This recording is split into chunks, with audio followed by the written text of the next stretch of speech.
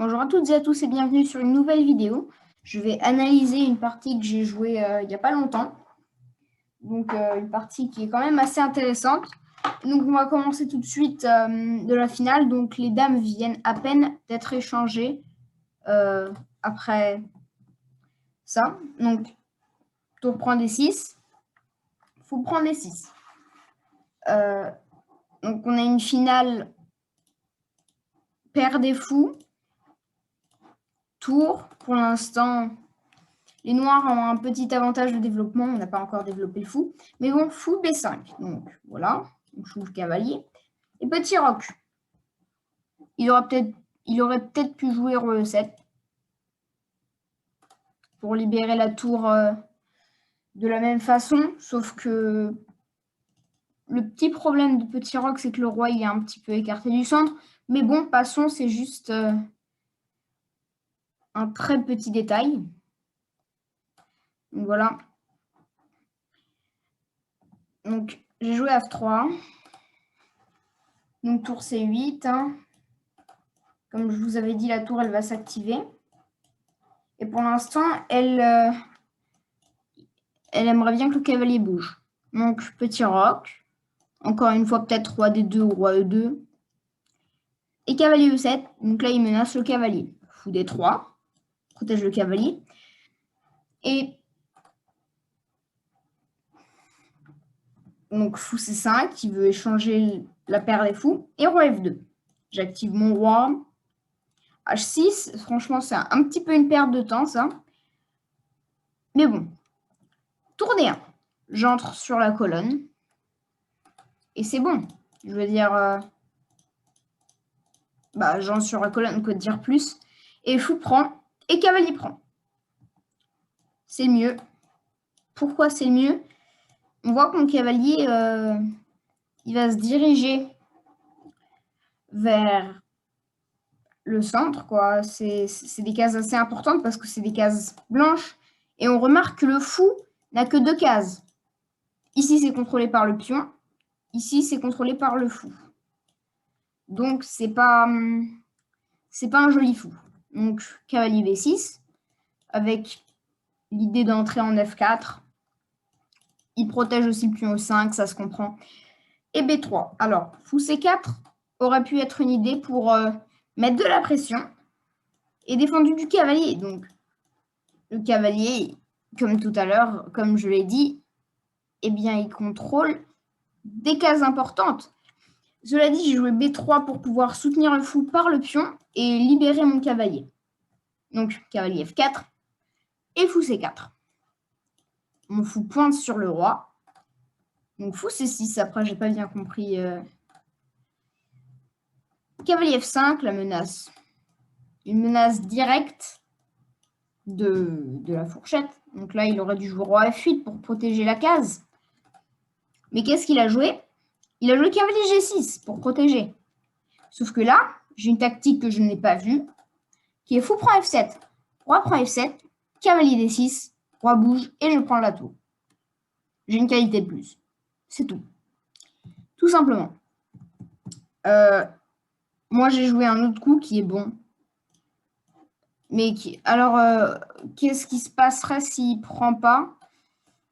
Peut-être roi H7.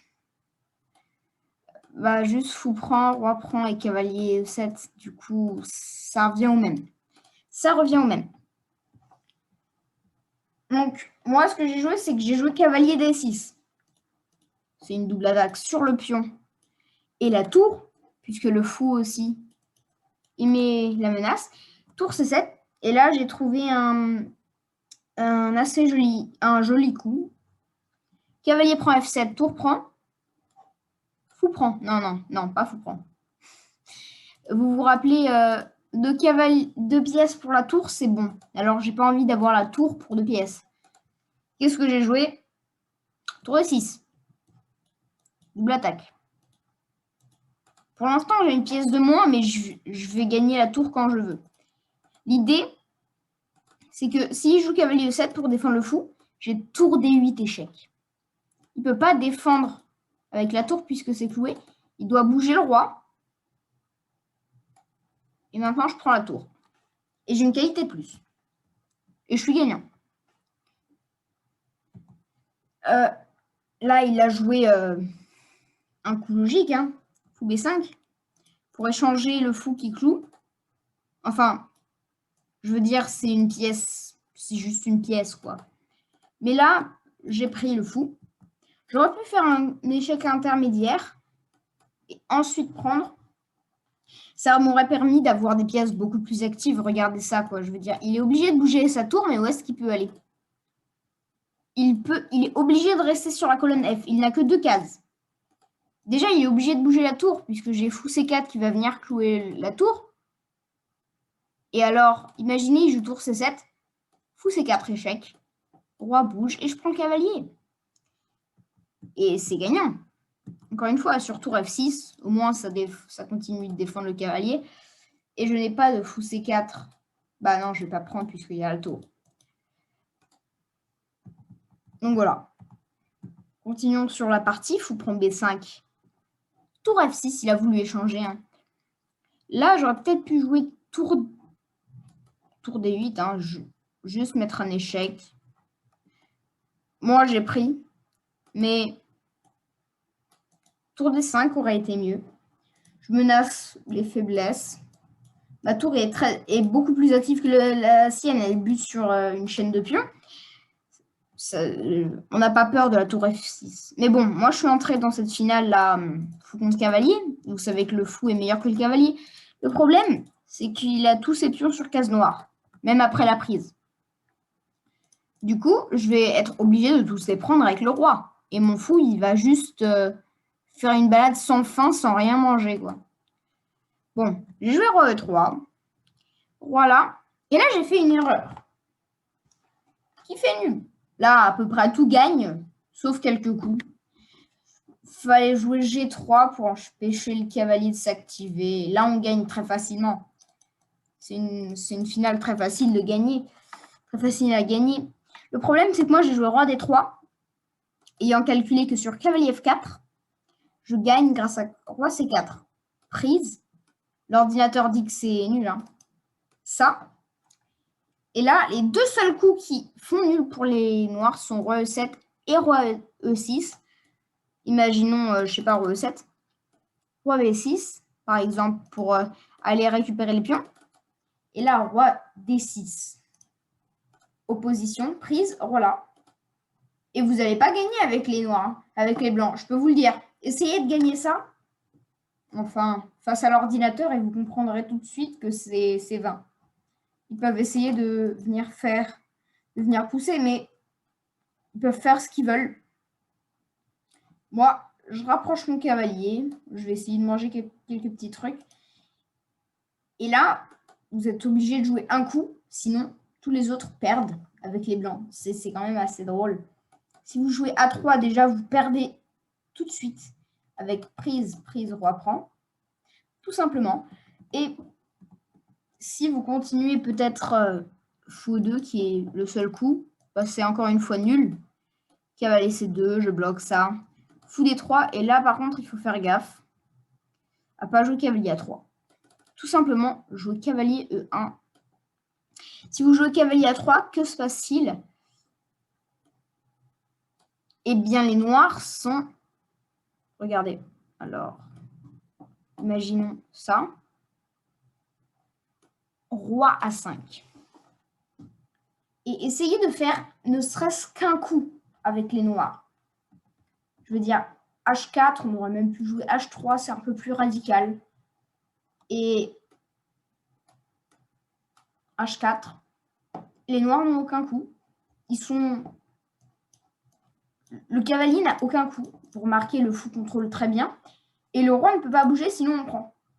Encore une fois, le fou qui contrôle très bien. Bon, ok, on n'a même pas besoin du fou.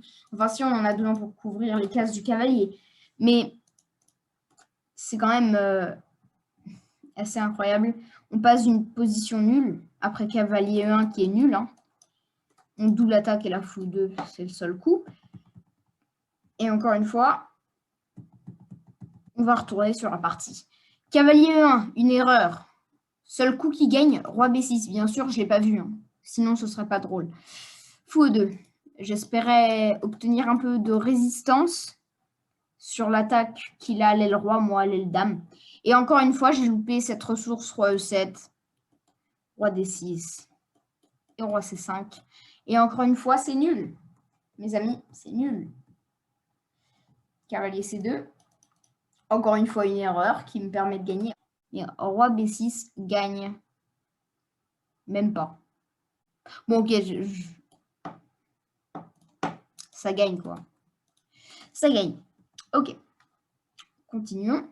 Cavalier C2 et fou C4 échec. Encore une fois, roi E7, ça gagne. Enfin, ça fait nul, pardon. Et roi E8, c'est la même chose. Parce que sur roi E8, fou D3, ok, d'accord.